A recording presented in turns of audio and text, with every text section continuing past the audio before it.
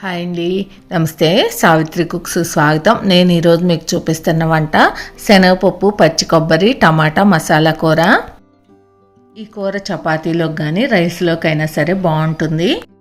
మనకి ఫంక్షన్స్లో 10 రకాల కూరలు ఉంటే ఒకటి గ్రేవీ కూర కూడా ఉంటుంది కదా, అలాంటి వాటిల్లో ఒక్కొక్కసారి ఈ కూర కూడా ఉంటుంది. ఇంక ఈ కూర నేను ఎలా చేస్తానో చూపిస్తాను, మీరు కూడా చూసి తప్పకుండా ట్రై చేయండి. ఇంక ఇప్పుడు కూర ఎలా చేసుకోవాలో చూద్దాం. ముందుగా పచ్చిశనగపప్పు తీసుకొని ఒక అర్ధగంట సేపు ముందుగా కడిగి నానబెట్టేసి ఉంచుకోండి. ఇలా శనగపప్పు నానబెట్టుకోవటం వల్ల త్వరగా ఉడుకుతాయి. నేను ఇక్కడ చూపిస్తున్న కప్పుతోటి 1 కప్పు పచ్చిశనగపప్పు తీసేసుకున్నాను. ఇంక ఇప్పుడు స్టవ్ వెలిగించుకొని స్టవ్ మీద గిన్నె పెట్టేసుకొని మనం నానబెట్టుకున్న పచ్చిశనగపప్పు వేసుకొని ఆ శనగపప్పు మునిగే వరకు వాటర్ వేసేసుకొని మూత పెట్టేసేయండి. శనగపప్పు ఉడికే వరకు స్టవ్ మీడియం ఫ్లేమ్లో పెట్టుకోండి, లేకపోతే పొంగిపోతుంది. మధ్య మధ్యలో చూసుకుంటూ వాటర్ ఉన్నాయో లేవో చూసుకోండి. వాటర్ అయిపోతే శనగపప్పు మాడిపోతాయి.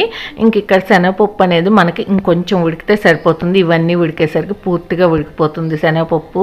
ఇంక ఇప్పుడు ఇందులోనే మనం ఏ కప్పుతో అయితే పచ్చి శనగపప్పు తీసుకున్నామో ఆ కప్పుతో 2 కప్పులు పచ్చి కొబ్బరి తురుము వేసుకోవాలి.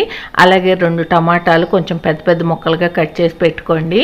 ఒక ఉల్లిపాయని కూడా పెద్ద పెద్ద ముక్కలుగా కట్ చేసి పెట్టుకోండి. పెద్ద ఉల్లిపాయ తీసుకోండి, బాగుంటుంది. అలాగే 4 పచ్చిమిర్చీలు చీలికలు చేసి పెట్టుకోండి. ఇంక ఇప్పుడు ఇవన్నీ కూడా మనం ఉడికించుకున్న శనగపప్పులో వేసేసుకోవాలి. అన్నీ ఒక్కొక్కటి కూడా. వాటర్ ఏమన్నా తక్కువ అవుతాయి అనుకుంటే కొంచెం వాటర్ వేసుకోండి, లేదు సరిపోతాయి అనుకుంటే వాటర్ వేసుకోకపోయినా పర్వాలేదు. 1/4 టీ స్పూన్ పసుపు, రుచికి సరిపడా ఉప్పు వేసుకోండి. ఇంక మూత పెట్టేసి స్టవ్ మాత్రం మీడియం ఫ్లేమ్లోనే ఉంచండి. ఒక 5 నిమిషాల పాటు ఉడికితే మనకు అన్నీ కూడా చక్కగా ఉడికిపోతాయి. మధ్యలో ఒకసారి మూత తీసి అంతా ఒకసారి ఇలా కలపండి. చూడండి చక్కగా ఉడికిపోయాయి కదా దాదాపుగా. ఇంకొక 2 నిమిషాలు ఉడికితే మనకు సరిపోతుంది. ఇప్పుడు ఇందులో 1 టేబుల్ స్పూన్ అల్లం వెల్లుల్లి పేస్టు, 1 టేబుల్ స్పూను వేయించిన జీలకర్ర పొడి వేసుకోండి. అలాగే రుచికి సరిపడా కారం వేసుకోండి. ఇంక ఇప్పుడు ఇవన్నీ కూడా మీరు కుక్కర్లో వేసేసుకొని అయినా చేసుకోవచ్చు. కాకపోతే మనకు కుక్కర్లో వేస్ట్ చేసిన దానికి ఇలా గిన్నెలో వేస్ట్ చేసుకున్న దానికి చాలా తేడా ఉంటుంది టేస్టు. మీకు ఒకవేళ త్వరగా అయిపోవాలి, ఇంత టైం స్టవ్ దగ్గర ఉండటం ఇష్టం లేదు అనుకుంటే ఇవన్నీ కూడా కుక్కర్లో వేసేసుకొని 1 కప్పు పచ్చిశనగపప్పుకి 2 కప్పులు వాటర్ వేసుకొని 3 విజిల్స్ వచ్చే వరకు ఉడికించేసుకోండి. ఇప్పుడు ఇవన్నీ కూడా ఒకసారి అన్నీ బాగా కలుపుకున్న తర్వాత ఒక 1/2 టేబుల్ స్పూన్ గరం మసాలా, లాస్ట్లో కొంచెం కొత్తిమీర వేసుకొని ఒకసారి అంతా బాగా కలిపేసుకోండి. ఒకసారి ఉప్పు కారం చూసుకొని ఏమైనా తక్కువైతే వేసుకోండి. ఇంకా మూత పెట్టేసి 1 నిమిషం ఉడికిన తర్వాత ఇంకా స్టవ్ ఆపేసుకోండి. ఇప్పుడు ఈ కూరను మనం తిరగమాత వేయలేదు కదా, ఇంక ఇప్పుడు మనం తిరగమాత వేసుకుందాం. మీరు కుక్కర్లో చేసుకున్నా కూడా తిరగమాత మాత్రం ఇలా వేసుకోండి, అప్పుడు ఫ్లేవర్లు మిస్ అవ్వకుండా ఉంటాయి. ఇంక ఇప్పుడు స్టవ్ వెలిగించుకొని ఒక గిన్నె పెట్టేసుకొని 3 టేబుల్ స్పూన్ల ఆయిల్ వేసుకొని 1 టేబుల్ స్పూన్ ఆవాలు, 1 టేబుల్ స్పూన్ జీలకర్ర వేసుకోండి.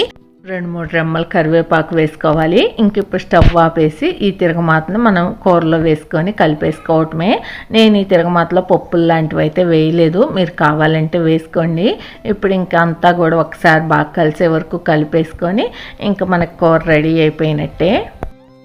అంతే, ఎంతో టేస్టీగా శనగపప్పు, పచ్చి కొబ్బరి, టమాటా మసాలా కూర రెడీ అయిపోయింది. ఈ పద్ధతిలో మీరు ఎప్పుడూ చేయకపోతే మాత్రం ఒకసారి తప్పకుండా ట్రై చేయండి, మీకు ఖచ్చితంగా నచ్చుతుంది.